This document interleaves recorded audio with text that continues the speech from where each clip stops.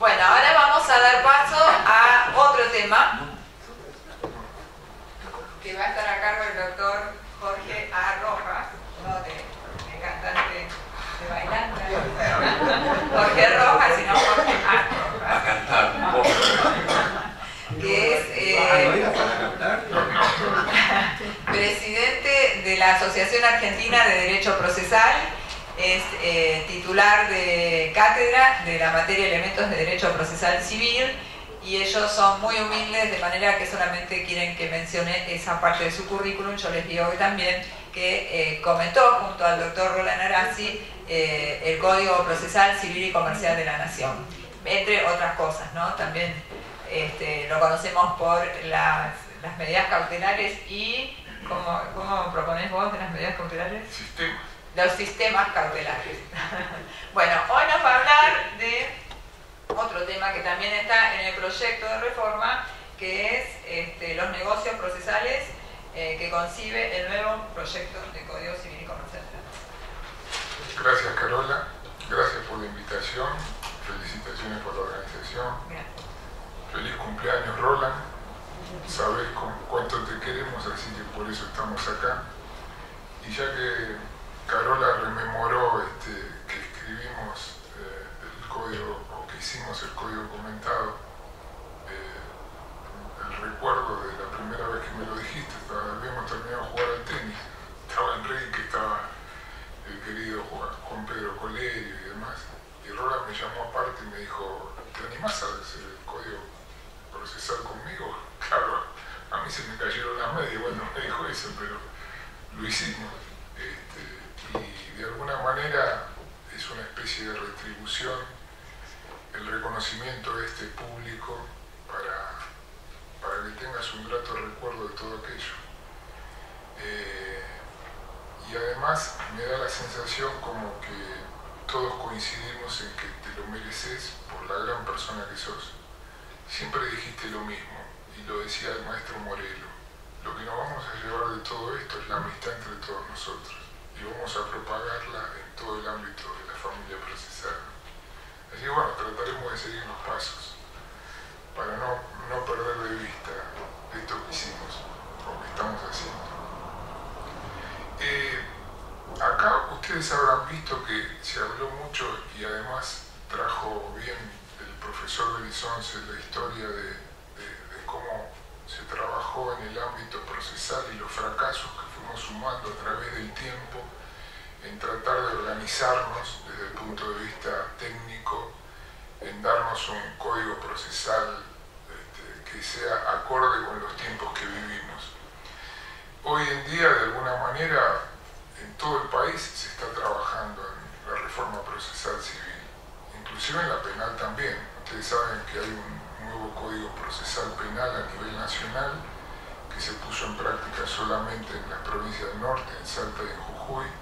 Parecería como que se va a proyectar a Mendoza, por lo menos esta es la información que tengo. Pero en el ámbito civil estamos ahí dando vueltas con distintas variantes de proyectos de códigos. Algunos se concretaron. Por ejemplo, Roland me invitó a comentar junto con él y con Mario Camínker el proyecto de código, mejor dicho, el código procesal que tiene la provincia del Chaco.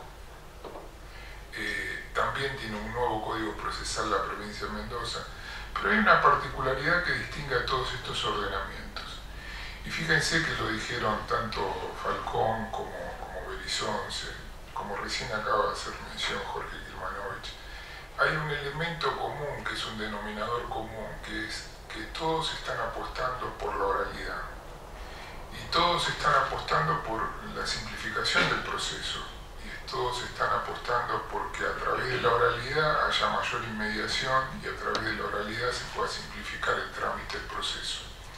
Y bien decía Roberto Belisonce, las estadísticas lo que estaban marcando, entre 5 años y 1 año y medio, no hace falta mayor explicación, habló de un 68% de diferencia. Me parece que esto está claro. Pero hay una particularidad. Cuando se trata de modificar un código, en general se apunta siempre a ver a las partes que intervienen en el proceso, a ver a la jurisdicción que que va a ser regulada en sus funciones, o a ver al procedimiento en sí mismo, cómo se va a desarrollar, cuál es el sistema que se va a observar. Sin embargo, me parece que también hay una idea común que está girando en derredor de todo esto, que es que nos falta tener un enfoque sistémico del proceso. Esto es, las fallas que puede presentar el proceso, no por la regulación que el proceso tenga desde el punto de vista técnico, procesal, porque haya un código que regule un nuevo proceso, sino porque coadyuvan a la realización del proceso otros elementos que integran los insumos que hacen falta para desarrollar el proceso. Y acá Falcón dio algunos ejemplos, la sala donde se toman las audiencias, la preparación de los operadores jurídicos. Y cuando hablo de los operadores jurídicos, hablo de los dos lados del mostrador, no solamente los jueces, sino también los abogados. Y fíjense qué particularidad, porque esto muestra la razón por la cual el derecho, como insistimos desde hace un tiempo tratando de hacer énfasis en esto, es un producto cultural. Todas las reformas que se han implementado, creo que son 17 las provincias que han seguido la línea de trabajo que propuso Justicia 2020, desde estos protocolos que se desarrollaron desde los tribunales superiores de distintas provincias. En todas las provincias el éxito que se ha registrado en materia de oralidad, en materia de inmediación, en materia de aceleración de los tiempos, en materia de simplificación del proceso, se ha dado merced a estos protocolos de trabajo. Porque en la gran mayoría de las provincias se está trabajando con el Código Viejo. Inclusive, el ejemplo más redondo es la provincia de Buenos Aires y la ciudad de Buenos Aires. Estamos trabajando con el Código Viejo, pero ¿qué es lo que hicimos de nuevo? Simplemente cambiamos nuestra actitud. Los operadores jurídicos nos predispusimos a trabajar de una manera distinta a la que tradicionalmente lo hacemos. Estamos tratando de ser menos escriturarios y ser más orales. Por supuesto que ayuda a esto la labor que desempeña la jurisdicción, porque es la que nos va a empujar a los operadores jurídicos a poder llevar a la realidad esta nueva implementación que bajó como línea de trabajo desde el punto de vista político del Ministerio de Justicia. Y el tema que me toca tratar a mí, ustedes como comprenderán, y a partir de todas las explicaciones que se dieron antes de esta, todos insisten en que como obra humana que es un código es perfectible, tiene cosas buenas y tiene otras que no lo son tanto. Sin embargo, a mí me parece que este tema que me toca dar, que es el de los negocios procesales, es un avance, y es un avance importantísimo que se ha dado, y es un avance importantísimo que se ha dado para que nosotros, los operadores jurídicos, podamos, aún con un nuevo código, acelerar más el trámite del proceso. Claro que para eso tenemos que estar preparados, y para estar preparados en eso tenemos que estar preparados en el derecho procesal, y para estar preparados en el derecho procesal tenemos que manejar las instituciones procesales de modo tal de no lesionar el desarrollo del debido proceso. Fíjense, yo le voy a leer, es un solo artículo que contempla el Código Procesal, el proyecto, mejor dicho, del Código Procesal Nacional, que es el artículo 14, que habla de los acuerdos procesales. Las partes pueden celebrar en procesos donde se debatan derechos disponibles y en tanto no ocurriera una inobservancia del orden público, acuerdos procesales que puedan determinar una modificación de las normas procesales. Fíjense, la pregunta que les hago es muy sencilla. ¿A ustedes les parece que yo podría ponerme de acuerdo con el doctor, que estoy litigando, somos contrarios en un proceso, y decir, ¿qué te parece si renunciamos a apelar? Y él me puede decir, bueno, está bien, y renunciamos a apelar. ¿Qué me va a decir el juez? Pregunto. Esta es una inquietud que le quiero trasladar a ustedes, porque, por ejemplo, en el 99,9% de los procesos arbitrales se renuncia al recurso de apelación, porque se trata de un derecho que es disponible para las partes. Entonces aparece en escena la duda esta que nos plantean. Fíjese, el primer párrafo, porque digamos, estoy tratando de respetar los derechos fundamentales, porque estamos insertos en una nueva órbita, que es la del Estado de Derecho Constitucional. Dejamos de lado el viejo impositivismo. Y acá hay una influencia del impositivismo, cuando se habla del orden público y se limitan a los derechos disponibles.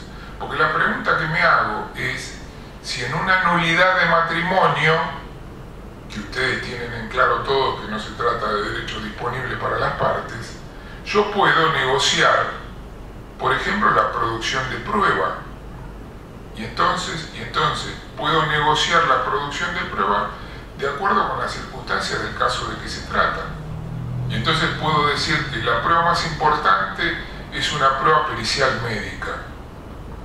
Bueno, evidentemente la otra parte me puede decir que no, que la prueba más importante es la prueba testimonial, otro me puede decir que es la pericial psicológica, en fin.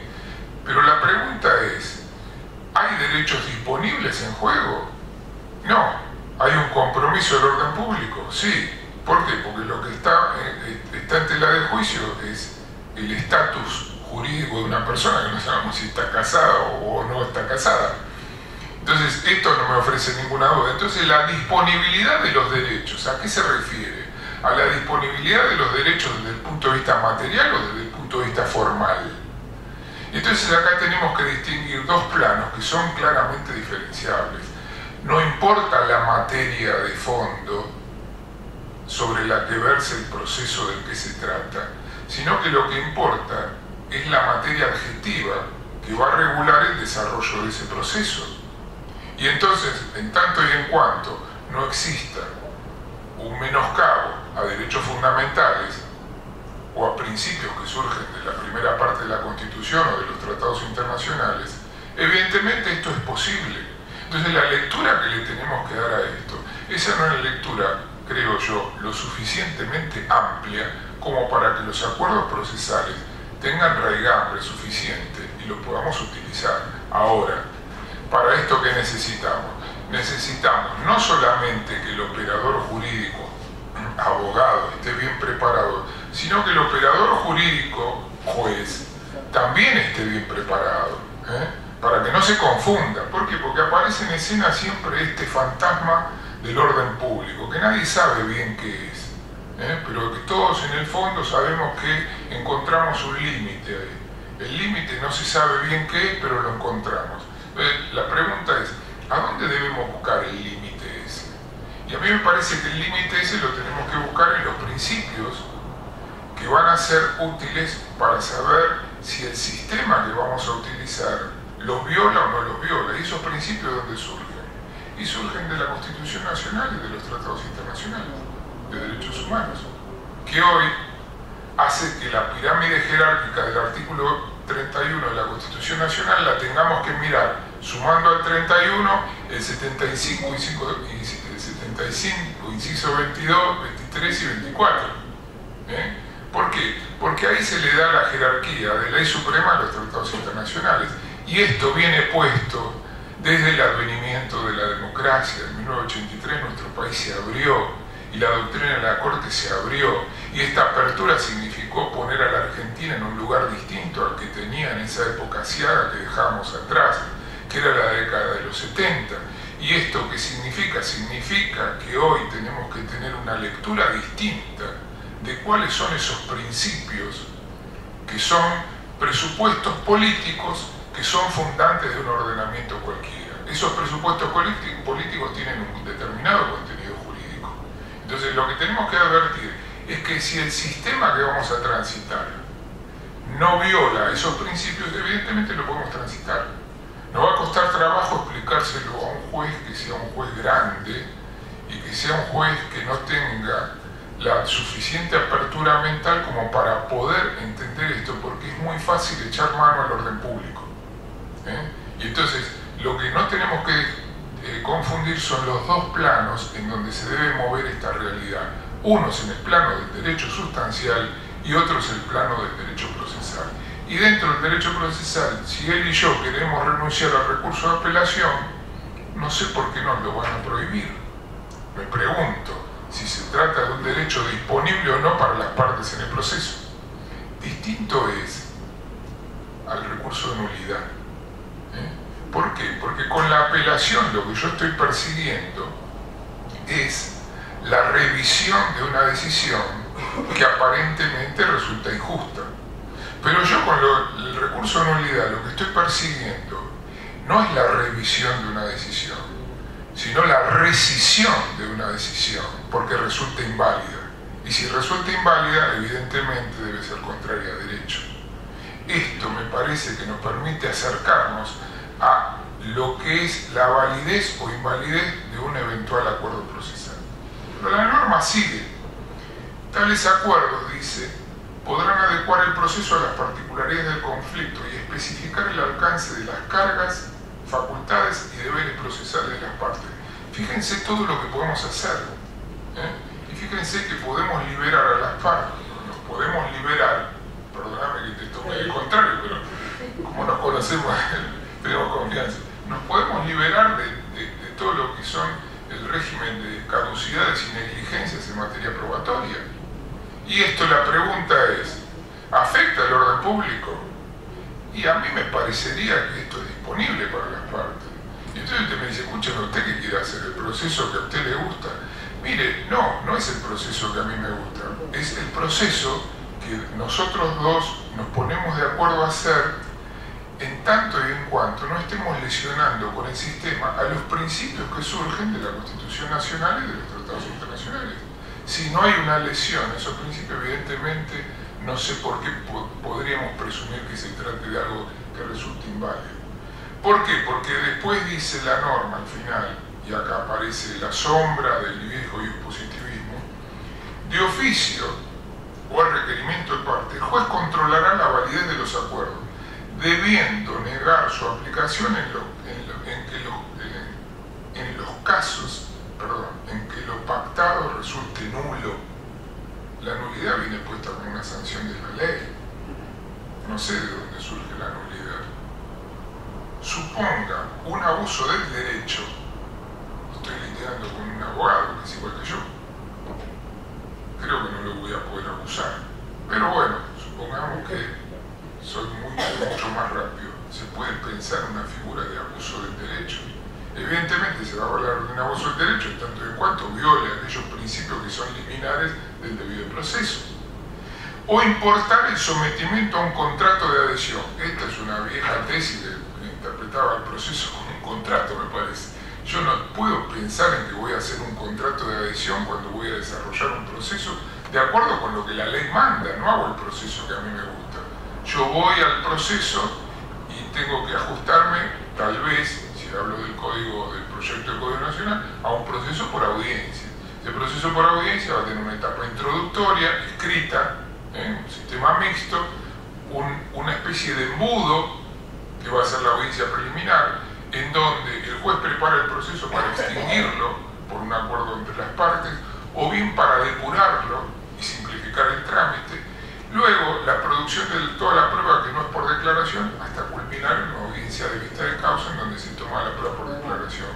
Si yo dentro de ese régimen, dentro de ese sistema, acuerdo con mi contraparte algunas ventajas para agilizar el trámite del proceso, supónganse la producción de una prueba que resulta valiosa para dirimir la cuestión. Esto lo puedo hacer, miren, le voy a leer otro artículo que es el 203. Conveniencia de la producción de la prueba anticipada. Ustedes el régimen de la prueba anticipada lo conocen. Y ya que Carola trajo al cuento de los sistemas cautelares, yo considero que ese es un sistema asegurativo, porque permite resguardar prueba para el proceso. Pero, ¿qué le agregó el proyecto? Que es muy valioso y está tomado en la legislación brasileña. Que conviene la producción de prueba anticipada ante la posibilidad de soluciones conciliatorias para el proceso. ¿Y esto qué significa? Y esto significa que el proceso puede durar lo que dura la producción de una prueba. Y esto es la ventaja que significa poder tener un proceso simple, sencillo, flexible, sin tener que caer en el viejo positivismo legalista en donde todo estaba marcado y pautado por la letra de la ley. Hoy, como dijo bien el profesor Belizonce, la última gran reforma procesal es el Código Civil y Comercial de la Nación. No podemos perder de vista los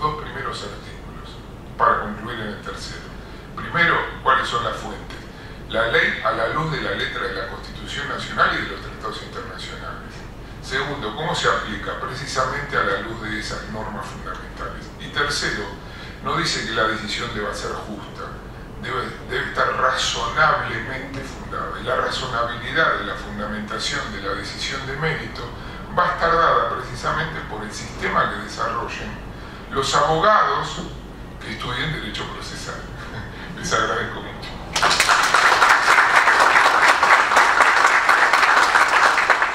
Muchas gracias, doctor Jorge Rojas. Y ahora vamos a dar paso a la disertación del doctor Jorge Peirano, que yo cuando empecé esta jornada dije que no me fue difícil organizarla porque todos me dijeron que sí, sin importar las distancias que tenían que recorrer.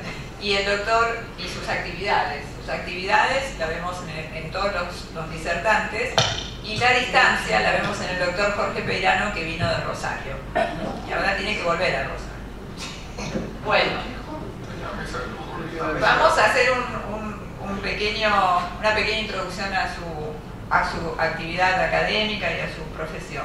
El doctor Jorge Peirano es doctor en Ciencias Jurídicas y Sociales por la Universidad Nacional del Litoral, es presidente honorario de la Asociación Argentina de Derecho Procesal, obtuvo el premio Academia 1995 otorgado por la Academia Nacional de Derecho y Ciencias Sociales de Córdoba, obtuvo el premio CONEX 2006 en el rubro Derecho Procesal, fue vocal de la Cámara de Apelaciones en lo Civil y Comercial de Rosario. En 2017 fue designado integrante de la Comisión Técnica Especializada para la Reforma del Código Procesal de Santa Fe. Es autor de 30 libros y 500 ensayos, monografías y colaboraciones en materia de Derecho Procesal Civil. Y hoy es nuestro disertante y le damos la palabra al doctor. Bueno, gracias, Carola.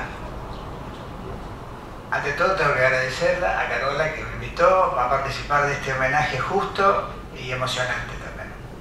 Ya participé de uno hace unos años, era por motivo distinto, pero igualmente era en homenaje de Roland. Y en esa oportunidad yo siempre digo en broma que tenía que ser periodista de crónica para poner los títulos, bueno, a mí me encanta poner títulos.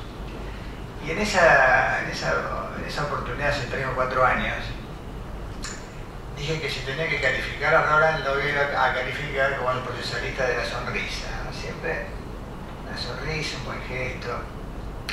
Después pensé, digo, bueno, pero no es solamente eso, tiene otro rasgo característico, el discurso afable, ¿no? Siempre Roland, al cual he oído muchas veces, desliza un chiste, a veces mejor, a veces peor, pero desliza un chiste, rompe el hielo y siempre con éxito, Es un gran discursiador en el buen sentido de la palabra.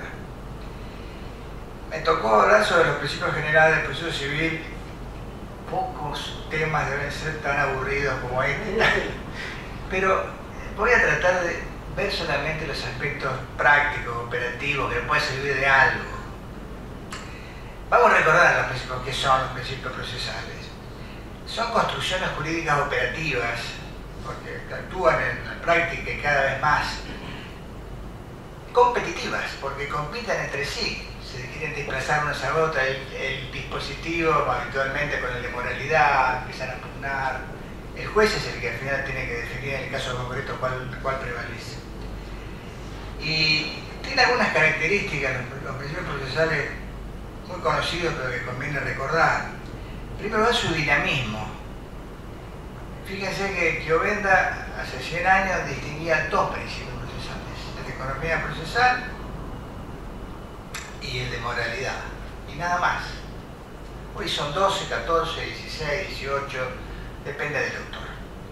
Al mismo tiempo también se caracterizan por su practicidad. Ustedes, si repasan repertorios judiciales, van a encontrar muchísimos casos resueltos por principios procesales. No así por principios de derecho civil o por el derecho comercial. Además, se caracteriza también por la bifrontalidad, esto se discute en doctrina, yo lo sigo sosteniendo, los principios se agrupan de a pares antitéticos, ¿no? Hay un dispositivo que se contrapone a un inquisitivo, una unidad de vista que se contrapone al principio preclusivo, etcétera, etcétera, etcétera.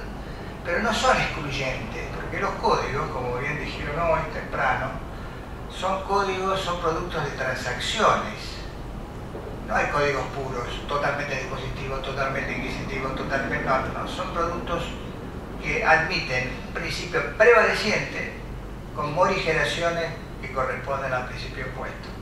Todo esto es recontra conocido, pido disculpas, solamente para recordar. Perú, Uruguay, Brasil, Chaco, nuestro país, y otros muchos códigos han optado por la receta de Couture, de incluir en los códigos la enumeración explícita de los principios. Fue en la tesis, la forma de pensar y hacer que adoptó el anteproyecto, o el proyecto, porque ya tiene estado parlamentario, del nuevo Código Procesal Civil y Comercial de la Nación. El código, este proyecto prevé 12 principios, los cuales me voy a permitir hacer acotaciones sobre 3 o 4, solamente porque si no es muy aburrido, realmente no les voy a aportar nada nuevo. Aquellos que me parece que pueden ser útiles, porque en realidad lo que dice el código, el proyecto, no solamente en materia de principios, sino en materia en general de regulación legal, es lo que se viene. Todos los otros códigos, sobre todo provinciales, que han empezado a salir, más o menos coinciden en muchos aspectos y puntos, y también en materia de principios. Vamos a empezar hablando, porque se habló de esto sin respetar orden, de la oralidad. El anteproyecto o proyecto nacional del nuevo Código Procesal prevé una nueva oralidad. Yo debo decirles, y algunos de los presentes me conocen, yo nunca he sido demasiado partidario de la oralidad.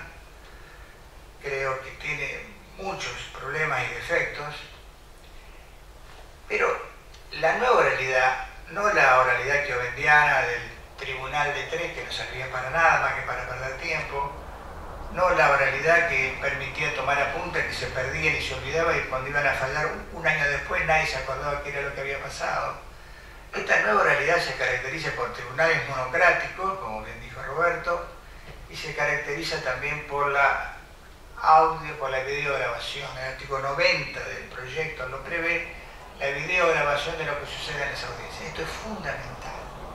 Permite refrescar la memoria de los jueces y a informar a la Cámara sobre qué es lo que realmente pasó en las audiencias de prueba. Así sí, me parece que es practicable.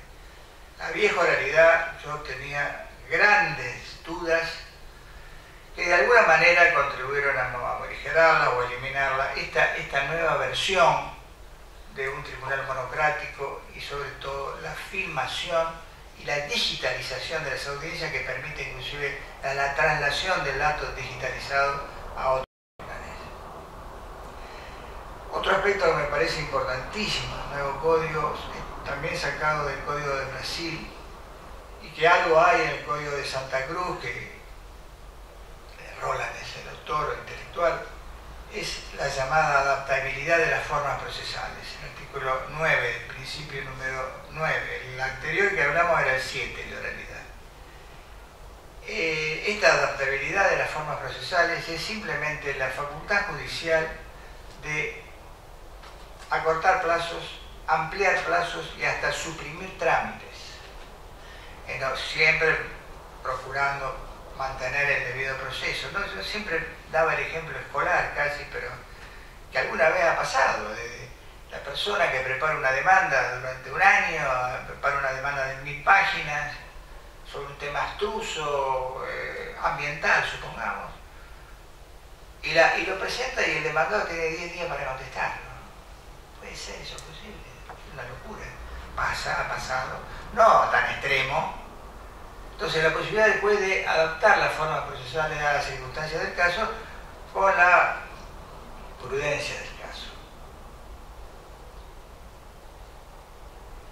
Además, este código trae, que ha pasado medio desapercibido, un agregado al principio de moralidad, El artículo 6, principio de moralidad, el cual también se llama de buena fe procesal, es lo mismo, pero bueno. El artículo 6 establece lealtad, buena fe y deber de decir verdad. Los intervinientes en el proceso actuarán con lealtad, buena fe y veracidad. Este punto es un punto que va a despertar tremenda controversia como la ha tenido siempre. Este punto del deber de las partes de ser veraces es muy controvertido, es muy controversial, ¿no? Grossman, la famosa jurista alemana, era partidaria del deber de veracidad, y otros muchos autores de prestigio parecido, pero también hay muchos que son contrarios, que lo consideran un instrumento de tortura moral. Wach, por ejemplo. Es un tema como para pensarlo, ¿no? Fíjense un caso, parece ridículo, pero puede darse. Una persona que es demandada por otra, la persona demandada no debe nada, pero no le gusta ser demandado, no le gusta litigar. Entonces miente, dice, bueno, me allano, pago, mentira, no debía nada, pero no quería litigar, no quería demandar. Se lo podría sancionar, el juez podría investigar a ver si dijo la verdad, por ejemplo. El artículo, lo que me parece que falta en el proyecto es la regulación de las excepciones, la regulación más, no digo exhaustiva, pero un poquito más exhaustiva de en qué motivos está justificado, entre comillas, mentir. Porque el vacío de la mentira está siempre presente en el juicio civil dispositivo, está siempre presente, en mayor o menor medida. Y lo que se quiere de las partes y sus abogados no es un máximo de ética, es un mínimo de ética, no un máximo de ética. No estamos ante una moral cuáquera ni cosa por el estilo. Lo que se busca, lo que se persigue es un mínimo de ética. Fíjense que de alguna manera hay una regulación de los límites del deber de veracidad en el artículo 15 del mismo proyecto, cuando dice: se protegerá el derecho a no autoincriminarse penalmente a la privacidad y el secreto profesional. Ahí hay los límites al deber de veracidad, pero me parece que tendría que ser mayor, más exhaustivo la nómina de motivos justificantes de no. Ustedes me dirán, pero bueno, pero el deber de veracidad, como la moralidad, siempre ha sido una cosa media vagarosa y que no tiene mayor importancia práctica. No, esto tiene una importancia práctica fortísima en la actualidad. Si ustedes leen el artículo 15 del proyecto y 16, se van a encontrar con la enumeración de los deberes de las partes, varios deberes vinculados con la moralidad, y entre ellos declarar sobre las cuestiones de hecho en forma completa y adecuada a la verdad. Eso no es todo. El 16 dice que quien incumple uno de estos deberes se le debe aplicar una multa fuerte, pero además dice que la violación de los deberes establecidos en el artículo 15 constituye una presunción contraria a la parte que omita colaborar y se considerará al dictar sentencia o resolver una incidencia. O sea que lo de la moralidad vagarosa no es tanto. Lo pesca en un deber, en un incumplimiento de un deber de veracidad y puede perder el juicio. Yo no estoy en contra del deber de veracidad, lo que me parece sí que hay que regularlo de manera un poco más exhaustiva. Posiblemente o seguramente la doctrina y la jurisprudencia van a trabajar, burilar, esculpir el tema y seguramente en unos meses, años, no sé cuándo, no va a quedar así, ¿no? Se va a cambiar en los hechos estos textos. El 15 que le mencioné, inciso C, establece varios deberes procesales, entre ellos de veracidad que mencionamos, pero también dice que es deber de las partes declarar sobre las cuestiones de hecho en forma completa, subrayado, y adecuada a la verdad. ¿Qué importancia tiene esto? A mí me parece que este artículo tiene que ver o da pie a algo que vengo sosteniendo hace mucho tiempo. Estamos acá acostumbrados, mal acostumbrados, abogados, jueces y abogados, a que el demandado pueda limitarse a negar. Niego hasta todo lo que venga. Le niego, porque por ahí el juez, si no niego todo, va a tener derecho por reconocido. Entonces niego todo en episodios en los cuales ha participado el demandado. Un choque. Niego tal. ¿Cómo si usted participó? Está mintiendo. Entonces este articulito, este llamadito, va a dar pie a que en el futuro se hacen en los hechos que no se le exige, el demandado no va a poder solamente negar. Eso en el antiguo derecho romano era mal visto, se llamaba mifitiatio. Nosotros estamos legitimando algo que estaba mal visto hace 2000 años. Ahora va a tener que, aparte de negar en su caso, va a tener que aportar sobre la propia versión. Y si no lo hace, será un indicio en contra. Lo permite el artículo, me parece, el artículo 15, inciso C de este proyecto. Por eso es que muchas veces uno cree que temas que son teoréticos, como de los principios, carecen de todo efecto práctico y no es así. El artículo 4, el principio que está en el artículo 4, consagra el principio de congruencia.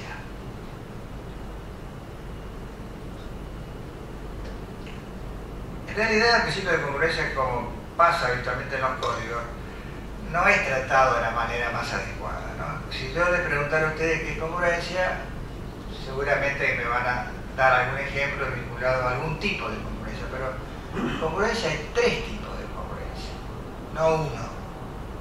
No la petitoria, pide más, pide de menos.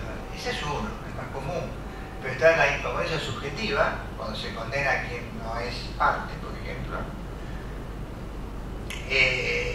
Y la incongruencia final por incompatibilidad. El código se refiere solamente evidentemente a la incongruencia petitoria del artículo 4. Pero, afortunadamente, en el artículo 45, inciso T,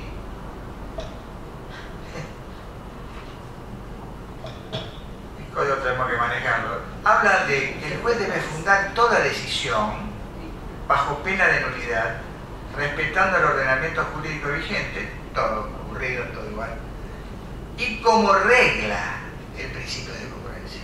Con lo cual, da pie, Pablo, a que se pueda flexibilizar la congruencia, concepto bastante de moda de hace muchos años en materia procesal civil.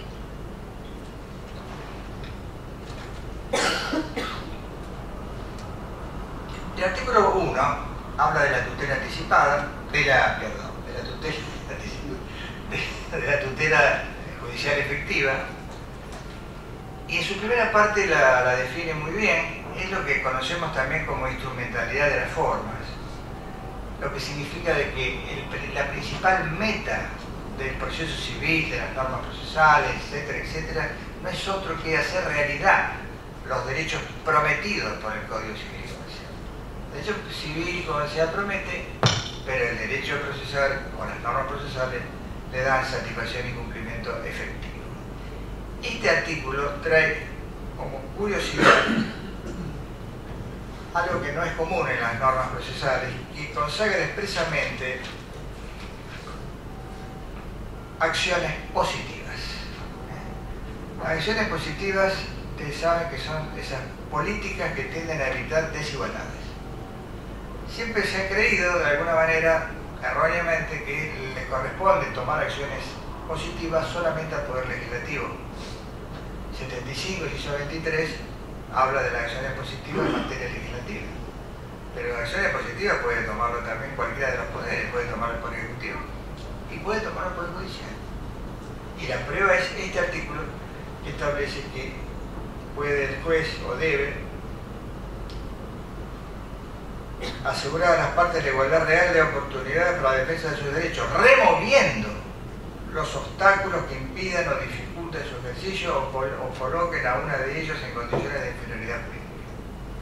O sea que las acciones positivas están también en el ámbito del Poder Judicial. El artículo 5 se refiere a la oficiosidad, al impulso procesal de oficio. Cuando se redactó este artículo, que lo voy a leer, se planteó un debate que perdí, así que podemos recordarlo.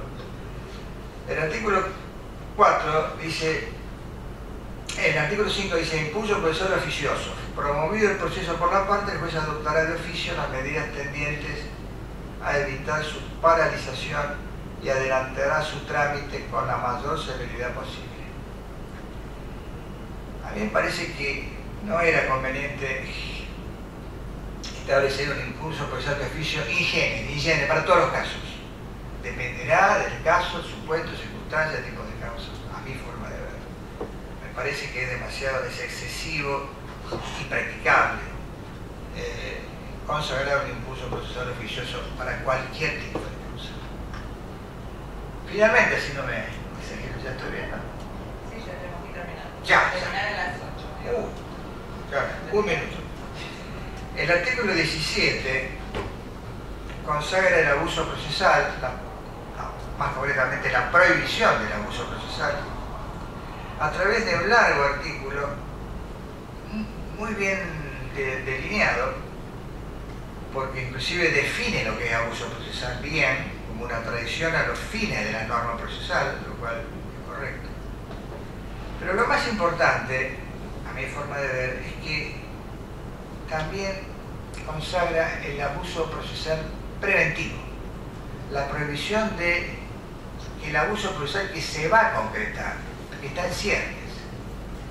El abuso procesal, eso lo consagra al decir el juez evitará el ejercicio abusivo del derecho, etc. Con lo cual, este artículo da pie a esta nueva llegada a la jurisprudencia argentina en algunos lugares, por ahora pocos, pero algunos, que se llama medidas anticautelares, que procura evitar el abuso procesal cautelar. Con esto completo el tiempo y quiero recordarles que los recibos procesales en estos momentos de cambio de paradigma, digamos, constituye una roca, un pilar al cual podemos aferrarnos para considerar, para convencer a los demás y convencernos nosotros que el derecho procesal es una ciencia. Muchísimas gracias.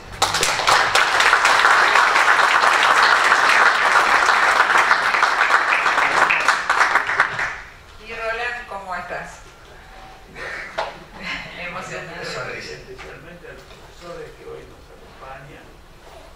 Realmente, bueno, ya hice un agradecimiento general antes que a los demás, pero para mí es emocionante ver, sobre todo los pares, ¿no? El reconocimiento de los pares para mí es una tarde inolvidable, quizás, más allá de lo que puede parecer. Así que les agradezco muchísimo, bueno, al colegio, ya lo dije, pero a quienes están presentes y están desde las 4 de la tarde aquí sentados, y especialmente a Enrique Falcón, a Roberto Belizón, a Roberto Peirano, a Jorge Kimanovich y a Jorge Rojas, o sea que son todos hermanos. Así que a todos, bueno, muchísimas gracias. Bueno. Un aplauso para Roland.